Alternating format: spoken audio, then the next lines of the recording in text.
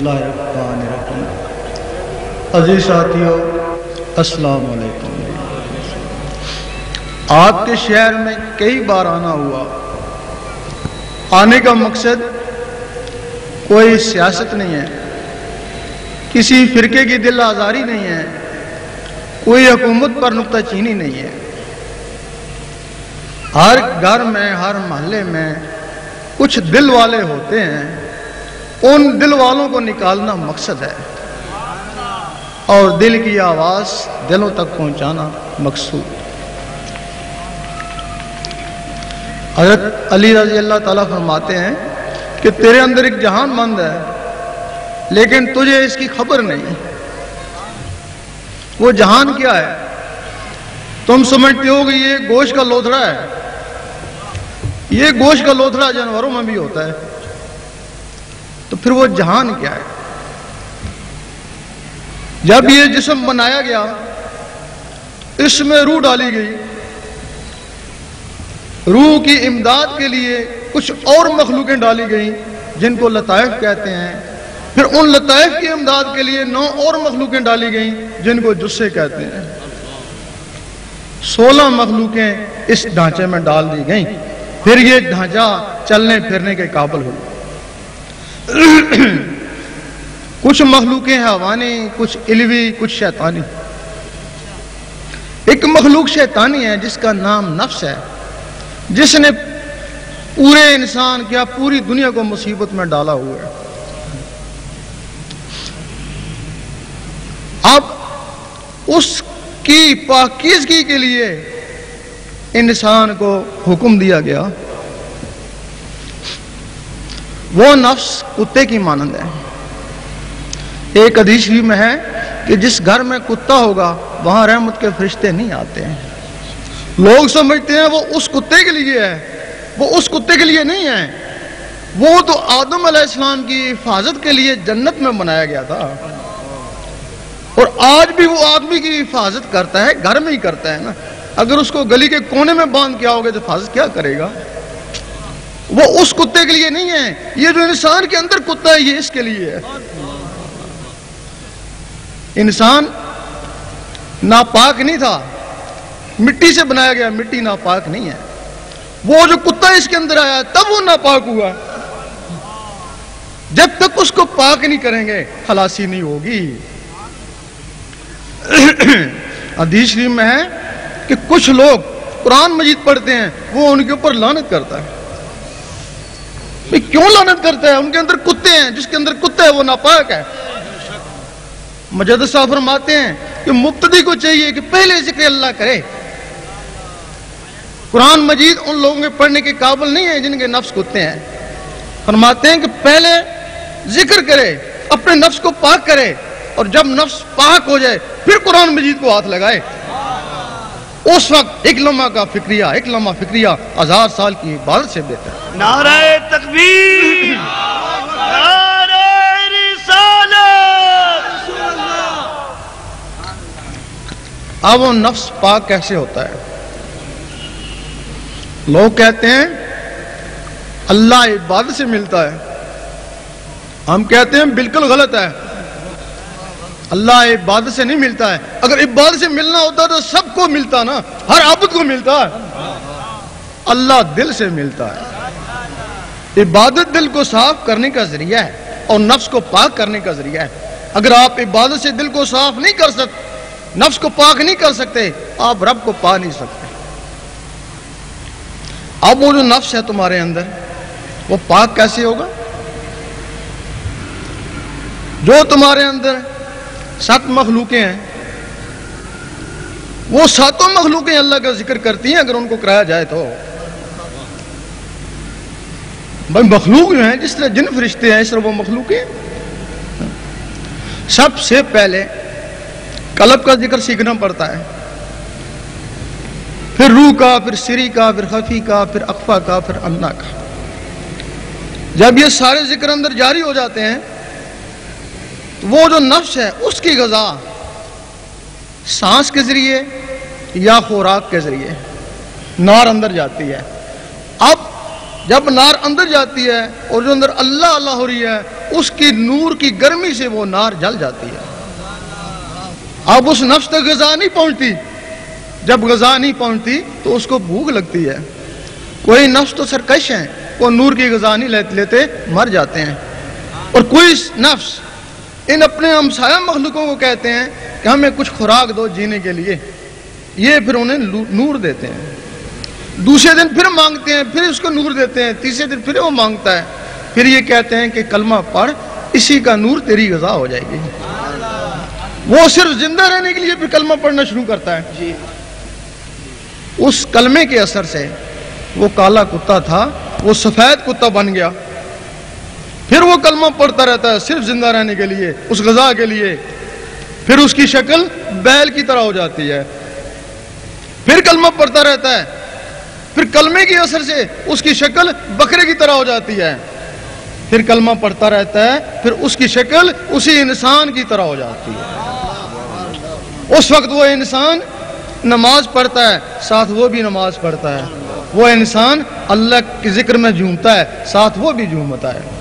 پھر اس کو پکڑ کر حضور پاک کی محفل میں لے جاتے ہیں. اس وقت حضور پاک اور حاضرین اشش کر اٹھتے ہیں کہ آفرین ہے اس کے اوپر اور اس کے مرشد کے اوپر کہ اس ناپاک کتے کو انسان بنایا اور یہاں میری محفل میں لے آیا. اس وقت اس کو کوئی مرتبہ ارشاد ہو جاتا ہے.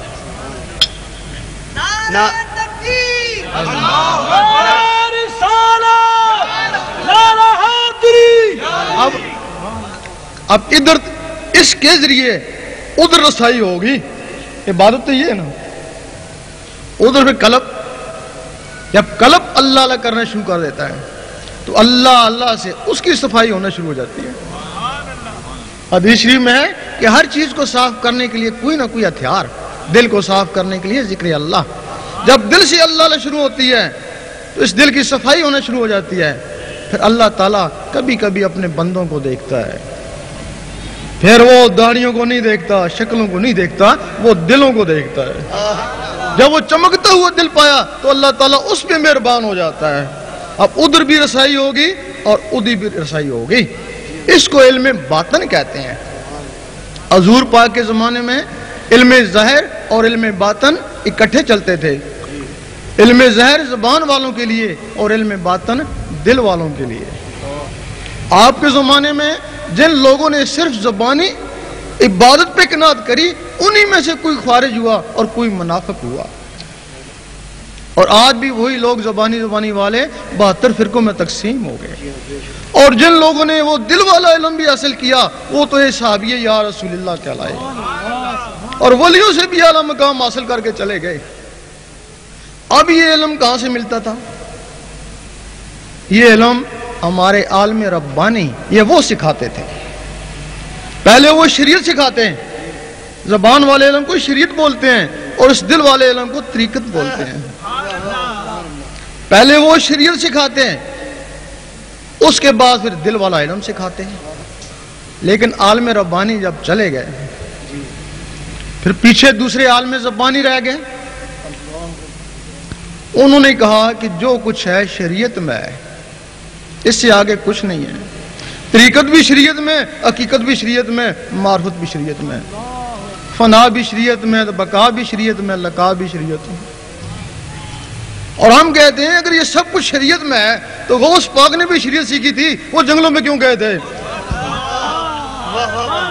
بھائی خواجہ صاحب نے شریعت سیکھی تھی, وہ اصفہان کے پہاڑیوں میں کیوں رہے؟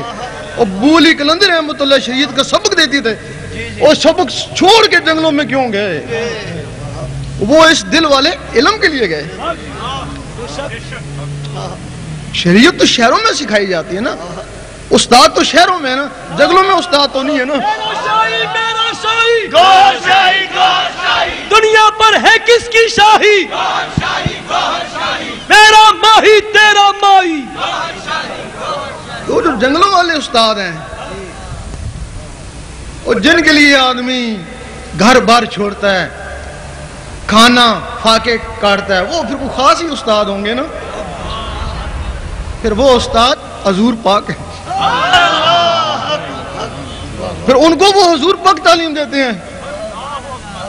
پھر جب وہ مڑ کے آتے ہیں تو پھر وہ ولی بن جاتے ہیں. وہ دل والی تعلیم ہے. ہمارے علماء جو زبانی رہ گئے انہوں نے کہا شریعت سیکھو, شریعت سکھائی, ان کا شکریہ. اب کہنے لگے شریعت کے آگے کیا ہے؟ سیاست ہے, چلو سیاست کی طرف. وہ سیاست میں لے گئے ادھر جانا تھا نا, اندر کی طرف, وہ سیاست کی طرف لے گئے. وہ پوچھا بھائی یہ سیاست تمہارا کام نہیں ہے, سیاسی بہت لوگ ہیں, تم کو زیب نہیں دیتی. کہنے لگے حضور پاک نے سیاست کری تھی. بھائی اگر حضور پاک نے سیاست کری تھی تو وہ سیاست نے مسلمانوں کے ٹکڑے نہیں کیے, مذہب کے ٹکڑے نہیں کیے, اس سیاست نے مسلمانوں کو یکجا کیا. تمہاری سیاست مذہب کے ٹکڑے کر رہی ہے, مسلمانوں کے ٹکڑے کر رہی ہے, مذہب کے کیا ملک کے بھی ٹکڑے کر رہی ہے. اگر وہ سیاست ہے جو حضور پاک والی تھی تب تو ہم تمہارے ساتھ ہیں نا. اگر یہ سیاست ہے تو پھر ہم کہتے ہیں خدا را ان نوجوانوں کے اندر ایک خزانہ بند ہے, ان کو اس بجائے سیاست کے ان کو روحانیت میں لگاؤ. سیاست سے اگر ان کو کرسی ملی تو تم کو ملے گی نا, ان کو نہیں ملے گی نا. یہ تو جیسے ہے ویسے ہی ہے نا. اگر یہ روحانیت میں چلے گئے تو کچھ نہ کچھ تو مل ہی جائے گا نا. بچہ سکول میں پڑھتا ہے, زیادہ نہیں الف بے تو جان ہی جانتا ہے نا. اگر یہ روحانیت میں چلے گئے زیادہ نہیں قلب تک پہنچ جائیں گے نا. میرا شاہی میرا شاہی, گوہر شاہی گوہر شاہی, میرا شاہی میرا شاہی, گوہر شاہی گوہر شاہی. یہ دل والا علم یہ مدرسوں میں نہیں ملتا, یہ مساجد میں نہیں ملتا, یہ کتابوں میں بھی نہیں ملتا. کتابوں میں اشارے ہیں. حضرت ابو ہریرہ رضی اللہ تعالیٰ فرماتے ہیں کہ مجھے حضور پاک سے 2 علم حاصل ہوئے.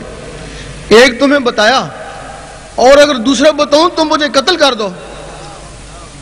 وہ دوسرا کون سا علم تھا جس سے ان کو قتل کر دیا جاتا؟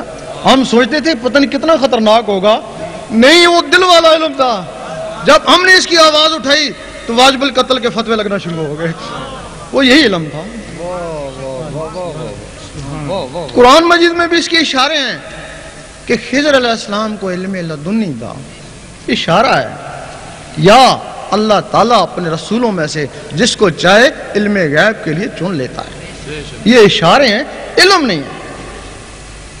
ہمارے عالموں نے اس علم کو قرآن مجید سے ڈھونڈنے کی کوشش کری اور تفسیر کا مطلب سمجھنے کی کوشش کری, لیکن وہ علم نہیں ڈھونڈ سکے. آخر یہی کہا کہ وہ علم ہے ہی نہیں ہے. اگر ہوتا تو قرآن مجید سے علاوہ کہاں ہوتا, لیکن یہ نہیں پتا کہ وہ علم حضور پاک کے سینے مبارک میں ہے. اور سینہ بائی سینہ مستحق لوگوں کو ملتا ہے. حضور پاک فرماتے ہیں مجھے 3 علم عطا ہوئے, ایک زبان والوں کے لیے, ایک دل والوں کے لیے, اور ایک صرف میرے لیے. بن کے مست ملنگ رہیں گے, باہر تیرے سنگ رہیں گے, دنیا والے دنگ رہیں گے, باہر تیرے سنگ رہیں گے. اب وہ دل والا علم کس طرح ہے؟ لوگ کہتے ہیں درویشوں کا خیال ہے. لوگ کہتے ہیں ہم نے دل دیکھا ہے, گوشت کا لوتھڑا ہے, اس کی زبان یہ کیسی اللہ نے کر سکتا ہے. یہی کہتے ہو نا. اگر تمہیں حقیقت معلوم ہو جائے کہ واقعی یہ دل اللہ نے کر سکتا ہے تو یقین کرو تمہیں اس کے بغیر نیند ہی نہ آئے. تم نے کیا یہ خیال ہے. اور درویش کہتے ہیں یہ زبان یہ بھی تو گوشت کا لوتھڑا ہے نا, یہ اللہ نے کیسے کرتی ہے. وہ گوشت کا لوتھڑا ادھر لٹکا ہوا ہے 2 پسلیوں کے درمیان, اور یہ گوشت کا لوتھڑا ادھر لٹکا ہوا ہے 2 جبڑوں کے درمیان. وہ بھی گوشت اور یہ بھی گوشت. اس گوشت کے لوتھڑے کو طاقت نہیں ہے اللہ اللہ کرے, اس کو اللہ اللہ کرانے کے لیے کوئی مخلوق ہے, وہ سینے کے سینٹر میں ہے, اس کا نام ہے اخفا. وہ مخلوق اس گوشت کے لوتھڑے کے ذریعے بولتی ہے. اگر کسی میں وہ مخلوق نہ آئے اس کو گنگا بولتے ہیں. ڈاکٹر کہتے ہیں زبان تو صحیح ہے, یہ بولتا کیوں نہیں ہے. انسانوں اور جانوروں کا ان مخلوقوں کا فرق ہے. اگر یہ مخلوقیں جانوروں میں ہوتی تو وہ بھی کچھ نہ کچھ بولتے, طوطلے ہی بولتے, کیونکہ زبانیں تو ان کی بھی ہیں. جس طرح اس زبان کو بلوانے کے لیے وہ مخلوق ہے، اسی طرح وہ جو گوشت کا لوتھڑا ہے اس کو عربی میں فواد کہتے ہیں، اور وہ جو سادہ مخلوق ہے اس کو قلب کہتے ہیں۔ فرق یہ ہے کہ یہ مخلوق آزاد ہے اور وہ مخلوق 1,80,000 جالوں کے اندر بند ہے۔ اگر کوئی شخص اس مخلوق کو بھی جگا لے تو جس طرح یہ زبان اللہ اللہ کرتی ہے اس طرح وہ دل بھی اللہ اللہ کرتا ہے۔ نعرہ تکبیر، نعرہ رسالت، نعرہ غوثیہ، سرفروش۔ اب وہ مخلوق جاگے گی کیسے؟ وہ تو 1,80,000 جالوں کے اندر بند ہے۔ اگر کوئی شخص انڈے کی خاصیت سے بے خبر ہو، اسے کہا جائے یہ ہوا میں اڑے گا، یہ چوں چوں کرے گا، وہ کہے گا تو غلط کہتا ہے، نہ اس کی ٹانگیں ہیں، نہ زبان ہے، نہ پر ہیں، روز توڑ کے دیکھتا ہوں کھاتا ہوں کچھ بھی نہیں، تو کہتا ہے یہ ہوا میں اڑے گا۔ اس کا نام بیضہ ہے۔ یہ تمہاری عبرت کے لیے ہے، تمہارے اندر بیضہ ناسوتی ہے۔ اس میں ایک مرغ بند ہے اور اس کے اندر ایک مرغ لاہوتی بند ہے۔ اس کو مرغی چاہیے اور اس کو مرشد چاہیے۔ میرا شاہی دین نبی کا سچا دائی، جن سے ہم نے نعمت پائی۔ مرغی کیا کرے گی؟ اس کے حساب سے اس کو گرمی پہنچائے گی، اور مرشد اس کے سینے کے حساب سے اس میں اللہ کا نور پہنچائے گا۔ جب وہ انڈا پھٹے گا اس کو کوئی نہیں سکھائے گا، بغیر سکھائے چوں چوں کرے گا، چوں چوں اس کی فطرت ہے۔ اور جب یہ پھٹے گا اس کو بھی کوئی نہیں سکھائے گا، بغیر سکھائے اللہ اللہ کرے گا، کیونکہ اللہ اللہ اس کی فطرت ہے۔ اس وقت آدمی کہے گا میں تو اللہ اللہ نہیں کرا، میرے اندر سے کوئی چیز اللہ اللہ کر رہی ہے، وہ اس کا قلب جاگ اٹھا۔ یہاں سے پھر دو طرح کی تسبیح چلتی ہے، ایک زبان والوں کی تسبیح اور ایک دل والوں کی تسبیح۔ زبان والوں کی تسبیح کیا کرتی ہے؟ وہ کرتی ہے ٹک، زبان کرتی ہے اللہ، وہ کرتی ہے ٹک، زبان کرتی ہے اللہ، یعنی اس کا کام صرف ٹک ٹک کرنا ہے۔ اب اس ٹک ٹک کے بغیر بھی اللہ اللہ کر سکتے ہیں تو کیوں انگلیاں تھکاتے ہیں؟ اس میں کوئی راز ہوگا نا۔ جس طرح بادل آپس میں ٹکراتے ہیں تو بجلی بنتی ہے، اسی طرح جب اللہ اللہ آپس میں ٹکراتا ہے تو نور بنتا ہے۔ لیکن وہ جو نور بنا وہ انگلیوں میں، اللہ اللہ بھی باہر، وہ نور بھی باہر، دھیان بھی باہر۔ عبادت ہے، روحانیت نہیں ہے۔ وہ جو نور بنا وہ آپ تمہارے کام نہیں آئے گا، اگر کام آئے گا تو یوم محشر میں کام آئے گا، وہ وہاں جمع ہو جائے گا نا۔ اسی طرح کی ٹک ٹک تمہارے اندر ہو رہی ہے، وہ دل کی تسبیح ہے۔ اس دل کی تسبیح کے ساتھ یہ زبان اللہ اللہ نہیں ملا سکتی، وہ جو اندر قلب جاگ اٹھا وہ اس کے ساتھ اللہ اللہ ملاتا ہے۔ اب تم اس مخلوق کے استاد بن گئے کہ تیری تسبیح یہ ہے، اب تم اس کے ساتھ اللہ اللہ ملوانا شروع کیا۔ 3 سال تک ملایا، کبھی ملا کبھی ہٹا، کبھی ملا کبھی ہٹا، اور 3 سال کے بعد اتنا پختہ ہو گیا کہ تم ڈٹ کر سوتے رہے اور اللہ اللہ ہوتی رہی۔ اس وقت سلطان صاحب نے فرمایا کچھ جاگ دے سوتے ہو، کچھ سوتے ہو جاگ دے ہو۔ کچھ لوگ ایسے ہیں جو جاگ کر عبادت کرتے ہیں ساری رات لیکن سوئے ہوئے میں شامل، اور کچھ لوگ بستروں پر سو رہے ہیں ان کے دل اللہ اللہ کر رہے ہیں۔ حضور پاک فرماتے ہیں ہم سوتے ہیں ہمارے دل نہیں سوتے۔ اب ان ٹک ٹکوں کا کیا کام ہے؟ وہ خون کو آگے بھیجتی ہیں، نس نس میں پہنچاتی ہیں، پھر خون اوپر آتا ہے، پھر وہ ٹک ٹک نس نس میں پہنچاتی ہے۔ اب اس ٹک ٹک کے ساتھ اللہ اللہ مل گیا، اب اللہ اللہ ٹک ٹک کے ذریعے نس نس میں چلا گیا، پورے خون میں چلا گیا۔ سیدی مرشدی نعرہ غوثیہ۔ جب اللہ اللہ نس نس میں چلا جاتا ہے، پورے خون میں چلا جاتا ہے، اس وقت شاہ ولی اللہ فرماتے ہیں تو ایک دفعہ اللہ کرے گا تجھے 3.5 کروڑ اللہ اللہ کرنے کا ثواب ملے گا۔ فرماتے ہیں کیسے ملے گا؟ کہ تیرے اندر 3.5 کروڑ نسیں ہیں، دل نے ایک دفعہ اللہ کری 3.5 کروڑ نسیں گونج اٹھیں۔ سلطان صاحب فرماتے ہیں 72,000 اور ثواب ملتا ہے اگر کسی کا دل ایک دفعہ اللہ کہے تو۔ یہ جو مسام ہے جہاں سے پسینہ آتا ہے یہ 72,000 ہوتے ہیں۔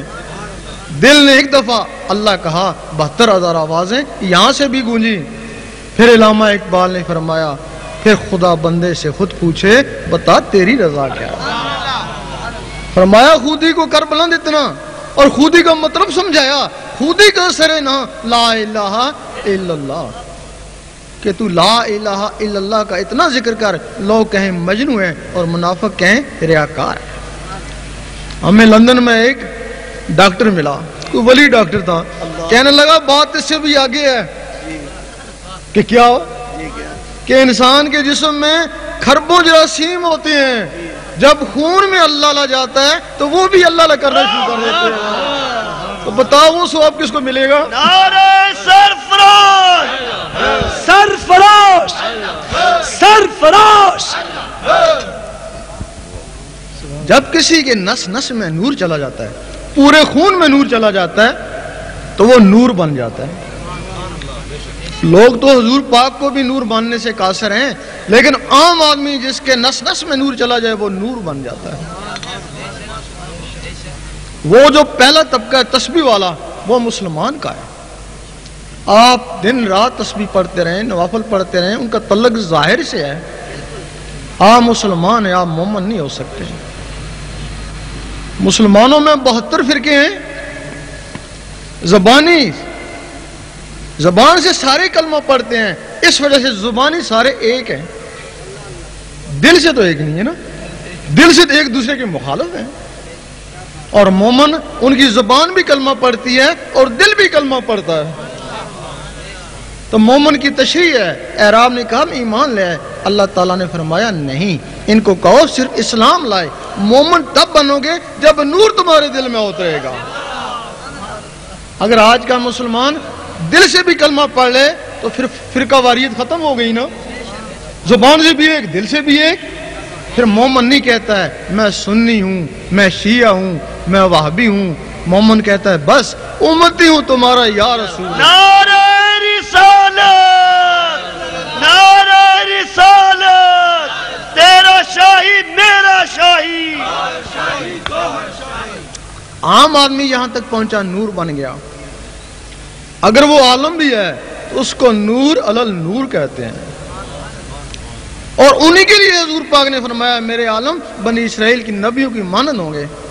اور واقعی ان کی توہین دین اسلام کی توہین ہے. اگر ان کی توہین کرو گے تو تم نے اسلام کی توہین کری. تو اسلام کی توہین کون کرتا ہے؟ مسلمان تو نہیں کرتا. انہی عالموں نے کافروں کو مسلمان بنایا ہے. اگر مسلمانوں میں کہیں فتنہ کھڑا ہوا فوراً پہنچے, جا کے مٹایا. ان کو عالم ربانی کہتے ہیں. اور جو عالم اس علم باطن کے بغیر ہیں ان کو عالم زبانی کہتے ہیں, عالم سو بھی کہتے ہیں. اور ان کے لیے حدیث شریف ہے کہ جہل عالم سے ڈرو اور بچو. صحابہ نے پوچھا عالم بھی اور جاہل بھی, کہ جس کی زبان عالم اور دل سیاہ یعنی جاہل. یہ عالم کافروں کو مسلمان نہیں بنا سکے, کافروں کو مسلمان نہیں بنا سکے, لیکن مسلمانوں کو کافر کہہ سکتے ہیں. ان عالموں نے فتنے مٹائے اور یہ روز ایک نیا فتنہ کھڑا کر دیتے ہیں. اب وہ پہلا درجہ مسلمان, پھر مومن, پھر عالم باعمل, اس کے بعد پھر ولایت شروع ہوتی ہے. اب ولایت کیا ہے؟ لوگ کہتے ہیں پتہ نہیں ولی کہاں سے آتے ہیں. یقین کرو اس کا راز پتہ چل جائے تو بڑا آسان ہے ولایت. اگر اس کا راز ہی نہیں تو بڑی دور, بڑی مشکل ہے کہ وہ ولایت کیا ہے. جو بھی بچہ اس دنیا میں آیا, ہاں کافر کا بچہ آیا, وہ ولایت کا راز لے کے آیا. اور تاریخ گواہ ہے کہ کافروں کے بچے مسلمان ہوئے, ولایت کا راز سیکھا اور بڑے بڑے ولی بنے. اگر کافر کا بچہ وہ ولایت کا راز لے کے آیا تو کیا مسلمانوں کے بچوں میں وہ راز نہیں ہوگا؟ آپ نے دیکھا ہوگا رات کو سوتے ہو, دوسرے شہر میں گھومتے ہو, خواب میں تم نہیں ہوتے لیکن تمہارے اندر کی کوئی چیز ہوتی ہے. وہ نفس ہے, وہ شیطانی چیز ہے, وہ شیطانی محفلوں میں گھومتی رہتی ہے. باقی جو چیزیں ہیں وہ تمہاری نسوں میں چپٹی ہوئی ہیں, سو رہی ہیں. جب اللہ کا نور ان نسوں میں پہنچا، ان تک پہنچا تو وہ بھی بیدار ہو گئی.